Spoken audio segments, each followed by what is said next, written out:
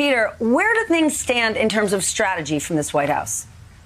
It's a good question, Steph. In fact, we got a lot of this just from the president just moments ago. As you noted, he said that he expects to deliver his announcement for a Supreme Court nomination on Friday or Saturday. It was notably said that because only moments earlier we heard from his press secretary saying it was likely to come by Wednesday. So it's not clear that even the White House has its strategy together on all of this. He said that he wants the Senate to confirm that pick before the election. He said, among other things, that it would be good for the Republican Party, good for everybody, he went on to say, saying better to get it over with because of its controversial nature. He had a series of controversial and baseless comments as well that were striking, specifically on Ruth Bader Ginsburg's deathbed wish that was dictated to her own granddaughter that the next president get to pick her successor. The president challenged that. He baselessly blamed Democrats, saying that it was his suspicion that that statement was in fact written by Adam Schiff and Chuck Schumer and Nancy Pelosi.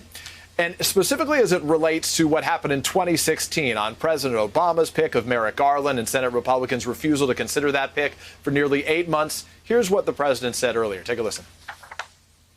He didn't have the Senate. So again, that's an election of a different kind. We had the Senate, and the Senate didn't want to do that, and Mitch didn't want to do that. So there's a difference. When you have the Senate, when you have the votes, you can sort of do what you want as long as you have it. So now we have the presidency, and we have the Senate, and we have every right to do it, and we have plenty of time.